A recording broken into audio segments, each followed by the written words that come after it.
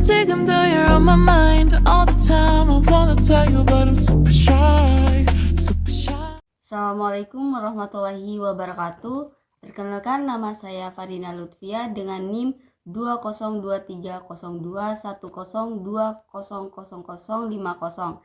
Saya dari kelas A semester 1 Prodi Ilmu Administrasi Publik, Fakultas Ilmu Sosial dan Ilmu Politik. Saya akan mereview secara singkat buku Bahasa Indonesia yang diberi tugas oleh dosen pengampu yaitu Bapak Supratman SPD MPD. Buku ini ditulis oleh Dr. Andus Sri Satata MM, Dadiwaras Suharzono MPD, dan Muhammad Rizky Sadikin BBA MBA. Buku ini memiliki jumlah halaman 312 dengan jumlah bab 14. Bab 1 yaitu karakteristik bahasa Indonesia. Karakteristik bahasa Indonesia mencakup aspek-aspek keterampilan berbahasa. Keterampilan berbahasa mempunyai 4 komponen yaitu keterampilan membaca, keterampilan menulis, keterampilan berbicara, dan keterampilan menyimak. Bab kedua yaitu fungsi dan kedudukan bahasa Indonesia. Bahasa Indonesia memiliki 2 fungsi utama yakni sebagai bahasa nasional dan sebagai bahasa negara. Sebagai bahasa nasional, momen yang tak boleh kita lupakan adalah Sumpah Pemuda. Dari peristiwa bersejarah itulah akhirnya muncul kesadaran berbahasa yang satu, bahasa Indonesia. Sebagai bahasa nasional, bahasa Indonesia berfungsi sebagai satu, bahasa Indonesia sebagai identitas nasional. Yang kedua, bahasa Indonesia sebagai lambang kebanggaan bangsa. Yang ketiga, bahasa Indonesia sebagai alat komunikasi. Keempat, bahasa Indonesia sebagai alat pemersatu bangsa yang berbeda suku, agama, ras, adat, istiadat, dan budaya. Sebagai bahasa negara, bahasa Indonesia berfungsi sebagai satu, bahasa Indonesia sebagai bahasa resmi kenegaraan. Dua, bahasa Indonesia sebagai alat pengantar dalam dunia pendidikan. Ketiga, bahasa Indonesia sebagai penghubung pada tingkat nasional untuk kepentingan perencanaan dan pelaksanaan pembangunan serta pemerintah. Yang keempat, bahasa Indonesia sebagai pengembangan kebudayaan nasional, ilmu dan teknologi. Bab ketiga yaitu ragam bahasa. Haji Yakub Nasuha menyampaikan bahwa ciri-ciri ragam formal ada sebagai berikut.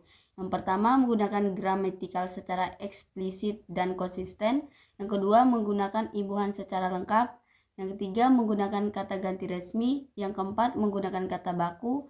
Yang kelima, menggunakan ejaan yang disempurnakan. Dan yang keenam, menghindari unsur kedaerahan. Bab keempat yaitu membaca untuk menulis.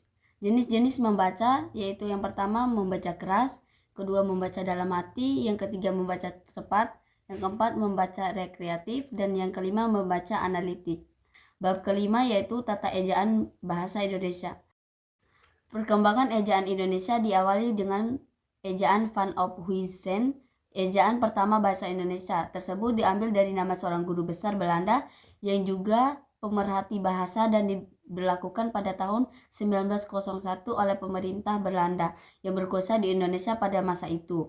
Yang kedua yaitu ejaan Sewandi atau Republik, ditetapkan pada tahun 1947 untuk menggantikan ejaan Van Ophuijsen. Ejaan berlaku sekarang dinamakan ejaan yang disempurnakan, melalui diberlakukan tepatnya pada tahun 1972. Ejaan ini merupakan ejaan yang ketiga dalam sejarah bahasa Indonesia. Ini memang merupakan upaya menyempurnakan ejaan sebelumnya yang sudah dipakai selama 25 tahun yang dikenal dengan ejaan Republik atau ejaan Sewandi. Bab 6. Pilihan kata. Syarat-syarat pilihan kata yang harus diketahui dan dapat diaplikasikan oleh penulis yaitu yang pertama dapat membedakan denotasi dan konotasi, yang kedua dapat membedakan kata-kata yang hampir bersinonim, yang ketiga dapat membedakan kata-kata yang hampir mirip dalam ejaannya, yang keempat dapat memahami dengan tepat makna kata-kata abstrak, yang kelima tidak menafsirkan makna kata secara subjektif berdasarkan pendapat sendiri jika pemahaman belum dapat dipastikan, yang keenam dapat memakai kata penghubung yang berpasangan secara tepat, yang ketujuh dapat membedakan kata umum dan kata khusus dengan benar. Yang kedelapan, jika menggunakan imbuhan asing, dia harus memahami makna secara tepat. Yang kesembilan, menggunakan kata-kata idiomatik berdasarkan susunan atau pasangan yang benar. Yang kesepuluh, dapat menggunakan kata-kata yang berubah makna dengan cermat. Bab 7 yaitu teknik berpresentasi. Adapun tekniknya yaitu satu, mampu mengartikulasikan secara jelas dan dapat didengar. Yang kedua, tidak berbicara terlalu cepat atau terlalu lambat. Yang ketiga yaitu menghindari jargon, tetapi gunakan istilah teknik yang sesuai. Yang keempat yaitu mampu menggunakan bantuan visual terutama sebagai ilustrasi poin tertentu. Yang kelima yaitu ilustrasi harus dibuat secara wajar dan mudah untuk dipahami. Hindari pemakaian ilustrasi yang rumit. Bab ke-8 yaitu kalimat efektif. Kalimat efektif adalah kalimat yang memiliki kemampuan untuk menciptakan gagasan-gagasan pada pikiran pembaca atau pendengar, seperti apa yang ada pada pikiran penulis atau pembicara. Sebuah kalimat tergolong efektif jika memiliki prinsip-prinsip sebagai berikut. Yang pertama yaitu kesepadanan, yang kedua keparalelan, yang ketiga ketegasan, dan keempat kehematan, kelima kecermatan, keenam kepaduan, ketujuh kelogisan. Bab 9. Tata paragraf bahasa Indonesia. Macam paragraf menurut posisi kalimat topiknya. Paragraf terdiri atas 4 macam, yaitu paragraf dedukatif, paragraf induktif, paragraf dedukatif-induktif, dan paragraf penuh kalimat topik menurut sifat isinya. Paragraf dibedakan atas paragraf persuasif, paragraf argumentasi, paragraf narasi, paragraf deskripsi, dan paragraf eksposisi. 10.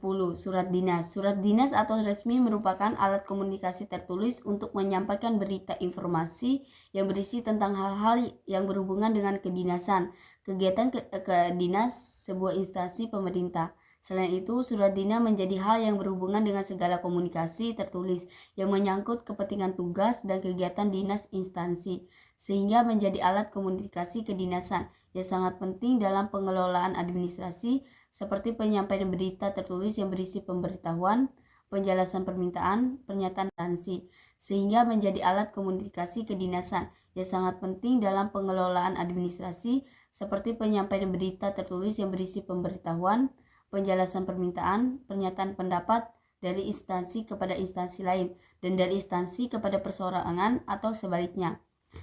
Selanjutnya bab 11, tata tulis dalam ragam ilmiah.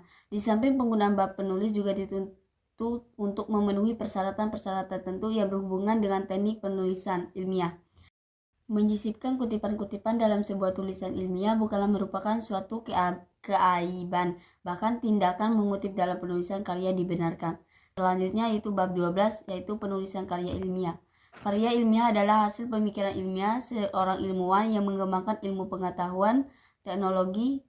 Karya ilmiah adalah hasil pemikiran ilmiah pada suatu disiplin ilmu tertentu yang disusun secara sistematis, ilmiah, logis, benar, bertanggung jawab, dan menggunakan bahasa yang baik dan benar. Untuk mencapai keilmiahan yang logis dan benar itu, seorang penulis karya ilmiah harus memiliki landasan teori yang kuat. Bab 13 yaitu menulis akademik. Isi pembahasan menulis akademik yaitu yang pertama menulis proposal penelitian, yang kedua menulis makalah, yang ketiga menulis ringkasan buku, yang keempat menulis resensi, yang kelima menulis artikel, yang keenam jenis artikel, ketujuh karakteristik artikel, kedelapan tahap penulisan artikel, dan yang terakhir yaitu menulis artikel. Bab 14 atau bab terakhir yaitu berbicara untuk keperluan akademik. Berbicara adalah kemampuan mengucapkan bunyi-bunyi artikulasi atau kata-kata untuk mengekspresikan, menyatakan, serta menyampaikan pikiran, gagasan, dan perasaan. Demikian review saya. Lebih dan kurangnya mohon maaf. Assalamualaikum warahmatullahi wabarakatuh.